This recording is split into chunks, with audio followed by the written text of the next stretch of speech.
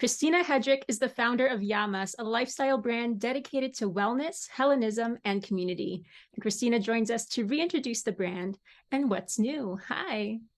Hi, it's so good to be back. So good Or to I have you guess back. first time on this show, but it's great to be back with you. Yeah, it definitely is. Thank you so much for joining us. So, Yia Mas is a lifestyle brand and workshop series inspired by the traditions of wellness and Hellenic culture. But for those just learning about it, tell us about your company. Absolutely. So Yia Mas was born from sort of the confluence of my professional background, both as a writer and in wellness, with my Greek background, and also just deep personal passion and interest in all things related to Hellenic culture, folklore traditions, and where I saw that no one was really linking those to essentially tools and practices and even products for how to live a better life in a really sort of chill and grounded way.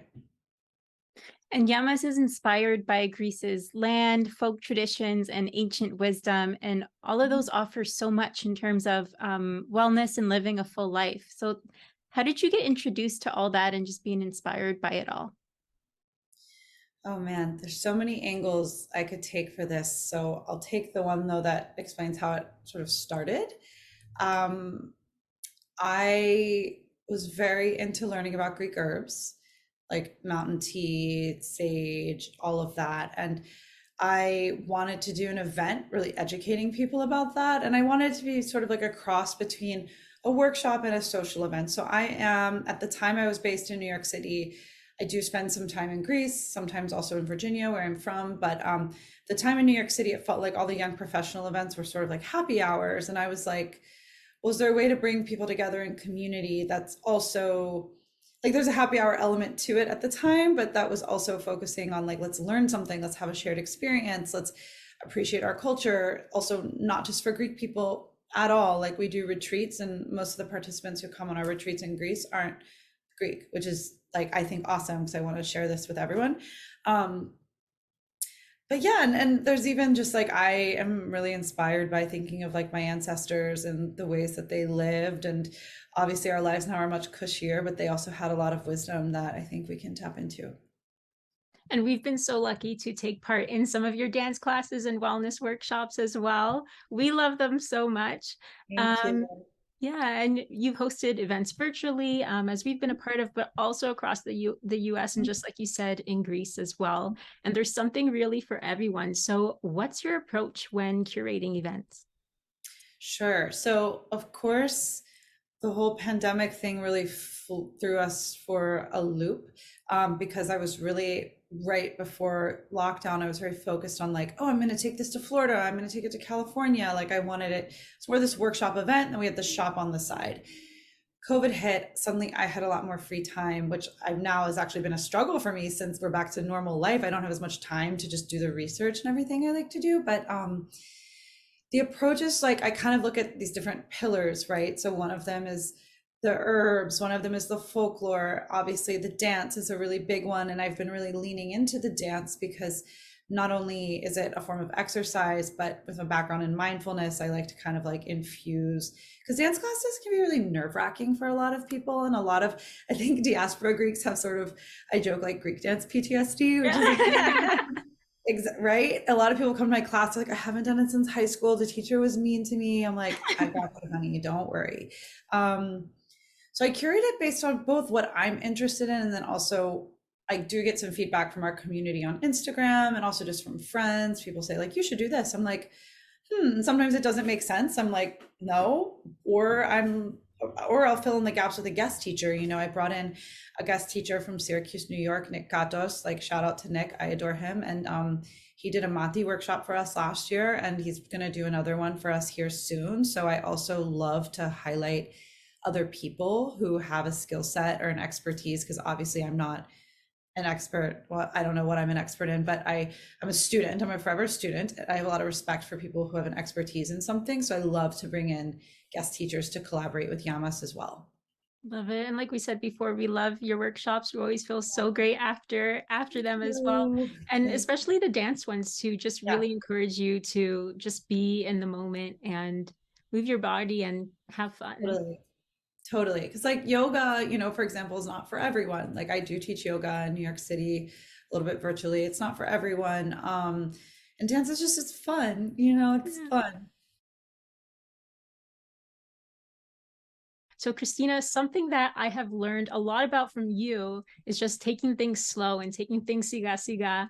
Yia Mas also puts their teachings into practice. I know some of your latest additions have been products from candles to herbal blends that just help us slow down and live in the moment. So, tell us all about them. Sure. So everything we have merch, which is just kind of for fun, playful. Like I'm wearing this like Yasu y'all sweatshirt that I made, just nod to my fellow Greeks from the South. But the products from Greece are all, I call them our conscious objects, and I really have from day one. And those are things that we make. We make everything really small batch, not into mass production. We try to work with small ethical Greek suppliers. So our candles, for example, are hand poured in Athens. They all come in these what I think are beautiful ceramic vessels that we really hope you'll reuse. Maybe like I have a bunch, but I have one on my desk for my pens, or like put herbs in them because they have little lids. Then our tea blends were really big for us because that was a huge undertaking for me personally, just as like an entrepreneur who doesn't have like outside funding. It was a really big investment, but it was that was really like a heart soul, like put your meraki into it type of thing.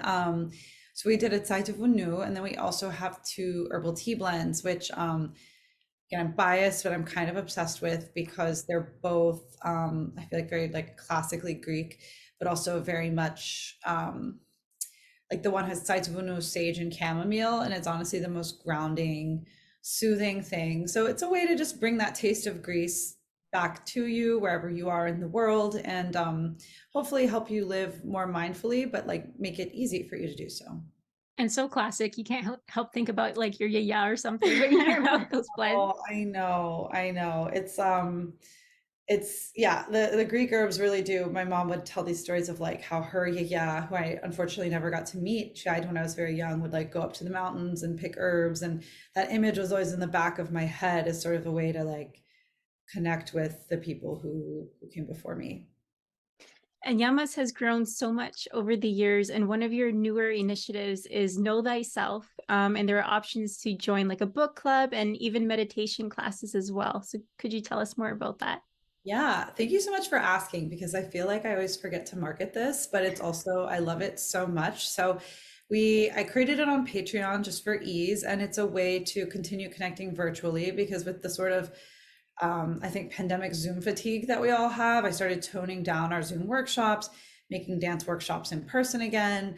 But I wanted to keep something going because so much of knowing thyself is having, and my personal philosophy and a lot of my, the teachers and the ancient wisdoms and sages who we study is it's all about consistency and showing up. So there's something about we have three options. You can do just our sort of meditation slash discussion portion, just our Logos book club, or what I call Enosis, which is like the two together. And it's cool because the meditations are only like 30 minutes total. So we meditate, we chat a little bit, and we do it live. And there's something magical that happens when you do a meditation live with other people instead of just doing something like, there's all these apps now, like you can do anything pre-recorded on your phone, of course, but it's so easy to not show up. And it's also like, we're so techie in our lives. Like I'm sitting here with three screens around me, right? We're having a conversation in person. It's so much more gratifying than just like watching something. And I wanted to bring that element so it's flexible for people. I have students from all over.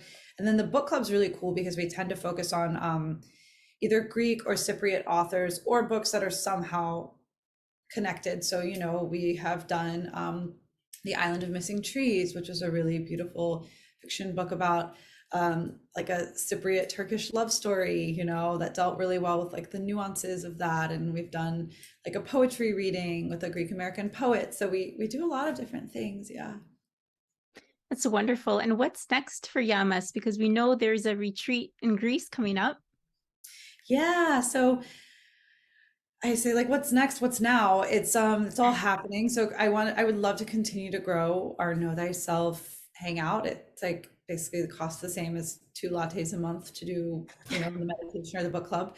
Um, our retreat in Greece is coming up in Amorgos in July. I'm super, super jazzed on this one because I visited Amorgos last summer and I've been to Koufonisia, a nearby island, like a bunch of times. And Amorgos was always looming on my list, but you can't go everywhere. We have time constraints and budgets Yeah. and work. And so I finally went last year and I absolutely fell in love with the island. It just had this very, I stepped off the ferry and just the energy felt really calming and lovely. And it feels like a little old Greece in a way. Like a lot of islands have gotten to feel a bit like commercial and hectic, especially the last few years, which is great for Greece, but it's like, okay, like Paros, like I'm like, it's too busy now. I don't enjoy being here, And Amorgos felt very like grounding and authentic. So yeah, retreats. And for now, that's our only retreat for this year. I am toying with adding some different sort of concept retreats. So keep an eye out for that. It might be this year, it might be 2024, which I still struggle to say 2023. Yeah. Yeah, we might be doing some different things like more culinary. We'll see. Wink, wink. Keep an eye out. Nice. Well, Kristina, Yeah. as we said, we absolutely adore your brand and what you're doing. Thank you Thank so you. much for joining us. Thank you so much for having me. And I'm Thank so you. like happy we got to connect again. Yeah, absolutely. And for more, you can head over to yamas.com.